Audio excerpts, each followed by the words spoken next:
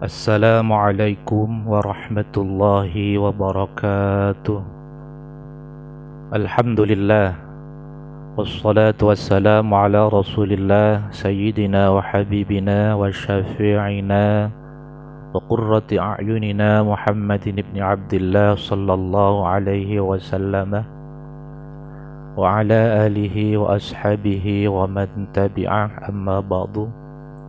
Hadratal muhtaramin, para alim, para ulama, para kiai, para habaib, para ustadz, ustadzah, para penebar kebaikan di muka bumi rahimakumullah. Alhamdulillah, untuk hari ini kita akan memaparkan salah satu tokoh perempuan yang mendapatkan predikat kekasih Allah Subhanahu wa Ta'ala atau wali perempuan, yaitu Rabi'ah al-Adawiyah. Jadi untuk menjadi kekasih Allah, untuk menjadi aulia, orang yang dekat kepada Allah, itu tidak hanya khusus bagi kaum laki-laki. Siapapun kita bisa untuk mendekat kepada Tuhan. Siapapun kita bisa dekat kepada Allah. Hadirin wal hadirat rahimakumullah. Yaitu Rabi'ah al-Adawiyah dikenal sebagai seorang sufi wanita yang sangat zuhud, yaitu tidak tertarik kepada kehidupan duniawi. Beliau berusaha, berupaya untuk meninggalkan kehidupan duniawi, menjauhi segala larangan-larangan yang diperintahkan oleh agama, agar supaya bisa dekat kepada Allah, meninggalkan sifat-sifat yang dilarang oleh agama, sehingga ia mengabdikan hidupnya hanya untuk beribadah kepada Allah Subhanahu wa Ta'ala. Rabi'ah al-Adawiyah ini lahir di tahun 713 atau 717 Masehi atau tahun 95 Hijriyah, yaitu di kota Basrah, Irak. Hadirin wal hadirat rahimakumullah. Jadi orang yang suci, orang yang berusaha mensucikan hatinya, menjauhi penyakit-penyakit hati, dan berusaha keras untuk mengisinya dengan ibadah-ibadah yang berusaha untuk bisa mendekat kepada Allah. Di orang yang ada di bawah perlindungan khusus untuk teori perwalian dalam kalangan sufi, yaitu muncul pada akhir abad ke-9 ketika sufi-sufi ahli tasawuf. Seorang tokoh sufi pada awal abad ke-10 ini, yaitu Abu Abdullah As-Salimi, mengemukakan definisi wali sebagai mereka yang dapat dikenali karena bicara mereka yang baik-baik, tingkah laku yang sopan, yang merendahkan diri, seorang yang murah hati, selalu menghindari perselisihan, dan menerima permintaan maaf dari siapa saja yang meminta maaf kepadanya. Halus budinya terhadap segala ciptaan Sang Khalik, baik yang bagus maupun yang jelek.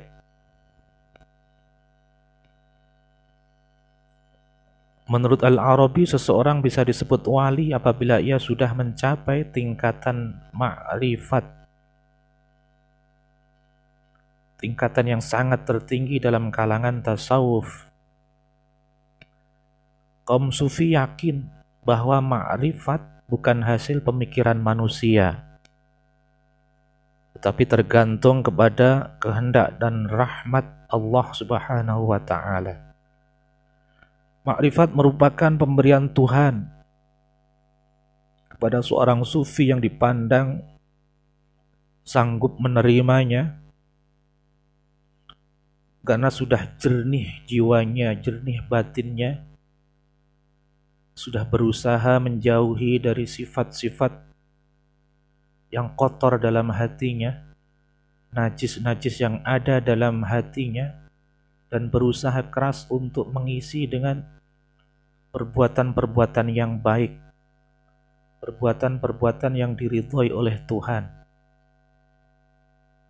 Maka orang yang sudah seperti ini, mereka akan mendapatkan maqam ma'rifat yang telah diberikan oleh Tuhan. Hadirin wal hadirat rahimakumullah. Jadi untuk corak sufi Rabi'ah Al-Adawiyah ini tentang mahabbatullah, cintanya kepada Allah sangat tinggi sampai melupakan apapun yang ada di dunia ini, sehingga mengalami kasaf, keterbukaan tabir yang selama ini menghalangi hambanya dengan Tuhan. Jadi Rabi'ah Al-Adawiyah ini sudah mencapai maqam kasaf karena sudah berusaha membersihkan jiwanya, batinnya, hatinya dari kotoran-kotoran dunia yang selama ini memperbudak manusia. Hadirin wal hadirat rahimakumullah. Jadi corak sufi Rabi'ah Al-Adawiyah ini tentang cinta kepada Allah, sehingga sampai mempunyai makom kasaf, keterbukaan tabir yang selama ini menghalangi hambanya dengan Tuhan. Jadi sudah tidak memperdulikan lagi apapun yang ada di dunia. Melalui proses mukasafah hamba, sehingga Tuhan membukakan hijab atau penggalang Rabi'ah Al-Adawiyah, sehingga Rabi'ah Al-Adawiyah ini mencapai maqam musyahadah, yaitu bisa menyaksikan keagungan Allah melalui basyirah musyahadah, melalui mata hati. Hadirin wal hadirat rahimakumullah. Jadi seseorang kalau sudah menjauhi dari perbuatan-perbuatan yang tercela, perbuatan-perbuatan yang melanggar agama, dan selalu mengisi aktivitasnya dengan selalu beribadah kepada Allah, maka manusia itu akan bisa mukasyafah, bisa kasaf, tabir yang ada dalam hatinya itu terbuka, sehingga bisa musyahadah, bisa melihat apapun yang manusia biasa tidak bisa melihat. Akan bisa melihat kejadian-kejadian yang akan terjadi melalui basyirah musyahadah atau mata hati. Setelah orang bisa musyahadah, bisa menyaksikan keagungan Allah dengan basyirah musyahadah mata hati, orang itu sudah mencapai maqam ma'rifat. Hadirin wal hadirat rahimakumullah. Jadi tasawuf yang diamalkan oleh Rabi'ah Al-Adawiyah ini termasuk tasawuf irfani, perwujudan rasa tulus dan ikhlas. Jadi orang untuk bisa mencapai menjadi sufi dekat dengan Tuhan, itu harus menjauhi larangan-larangan Tuhan dan berusaha untuk selalu beribadah kepada Tuhan. Dan ketika beribadah itu harus tulus dan ikhlas. Hadirin wal hadirat rahimakumullah, Rabi'ah al-Adawiyah ini juga terkenal dalam mahabbah kepada Allah dengan syair-syairnya yang sering kita dengarkan. Ketika berdoa, Rabi'ah al-Adawiyah itu dari beberapa syairnya, jika aku menyembahmu karena takut nerakamu, wahai Allah, bakarlah aku di dalamnya. Dan jika aku menyembahmu karena mengharap surgamu, haramkanlah aku daripadanya. Namun jika aku menyembahmu karena kecintaanku kepadamu, jangan palingkan wajahmu dariku. Itulah syair-syair dari Rabi'ah al-Adawiyah, salah satu sufi wanita yang terkenal.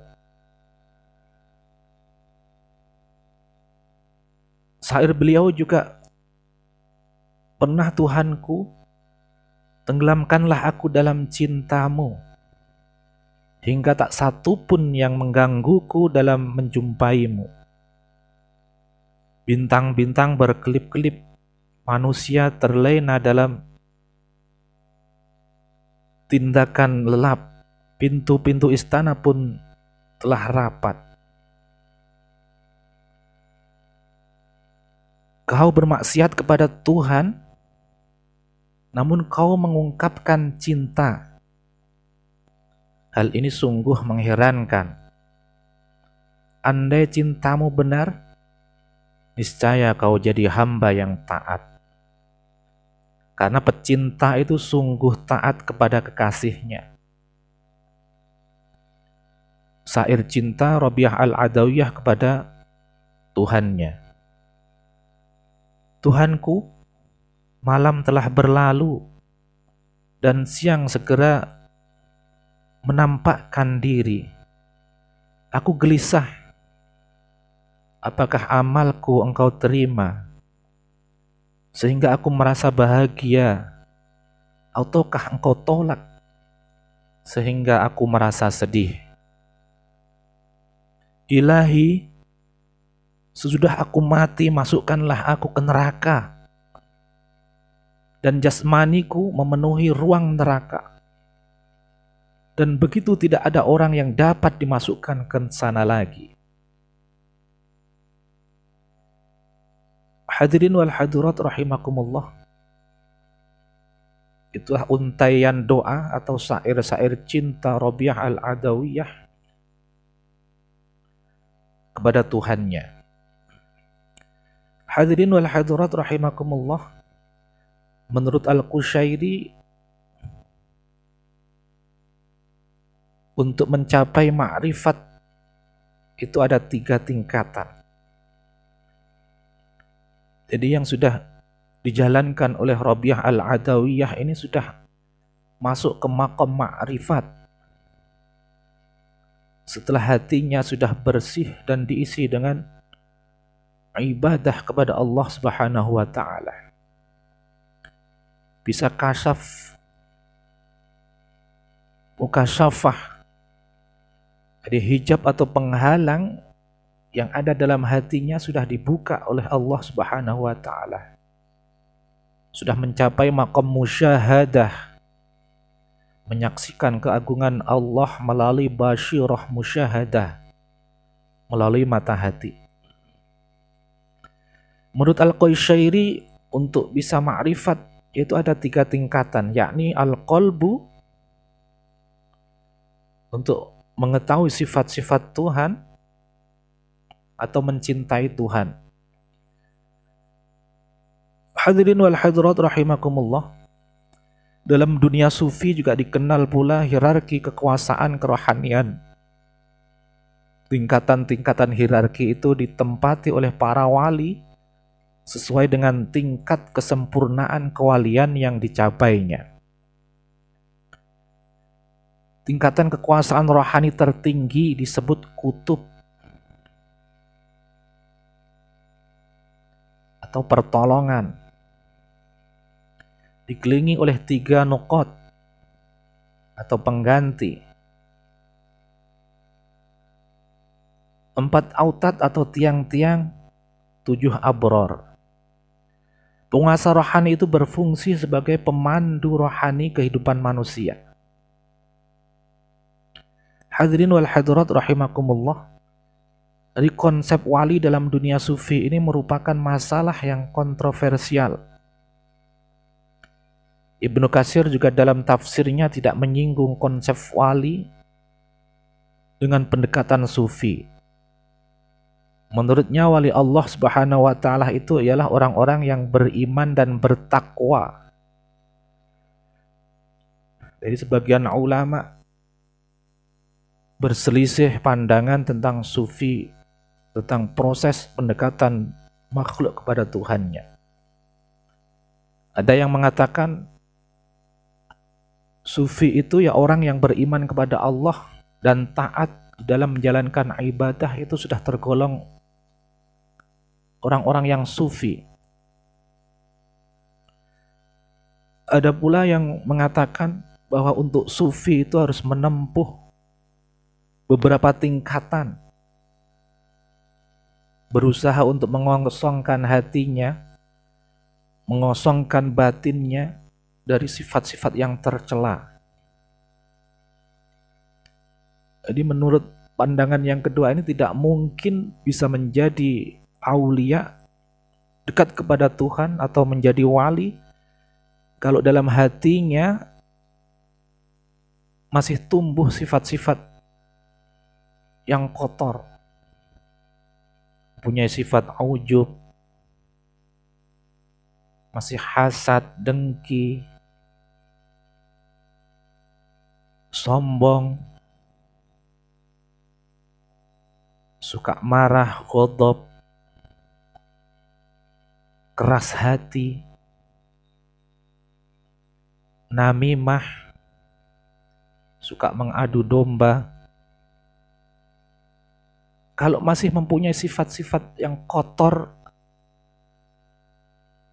yang najis seperti itu, tidak akan mungkin orang bisa mencapai makom sufi. Jadi harus menghilangkan, membersihkan hatinya dari sifat-sifat yang kotor, yang najis itu. Setelah berusaha untuk menghilangkan kotoran-kotoran atau najis dalam hatinya, juga berusaha mengisinya aktivitas sehari-harinya dengan beribadah, dengan berzikir, baik menjalankan kewajiban-kewajiban agama maupun yang sunnah.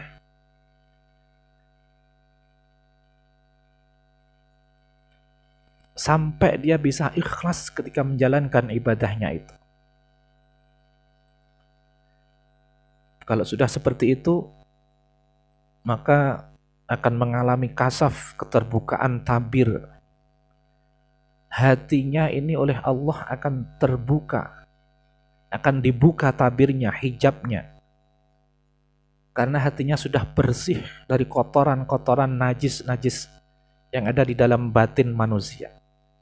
Dan juga sudah diisi dengan aktivitas-aktivitas ibadah, sehingga hatinya itu bersih, bisa memancarkan atau kasaf melalui proses mukasafah. Maka Tuhan akan membukakan hijab atau penghalang bagi seseorang yang sudah mampu untuk menghilangkan kotoran-kotoran dalam hatinya. Ketika sudah kasaf, mukasafah, maka manusia itu bisa musyahadah, bil basyirah musyahadah. Bisa melihat apapun melalui mata hati. Makanya sering kita tahu orang-orang yang mempunyai mata hati yang bersih itu mampu menjelaskan apa yang akan terjadi. Hadirin wal hadirat rahimakumullah. Itulah perjalanan seorang sufi wanita, yaitu Rabi'ah al-Adawiyah, sampai beliau wanita suci ini tidak menikah karena hidupnya hanya untuk mencintai Tuhannya. Pernah dilamar oleh salah satu ulama besar, sufi besar di zamannya, yaitu Hasan al-Basri. Namun Rabi'ah al-Adawiyah ini mau menerima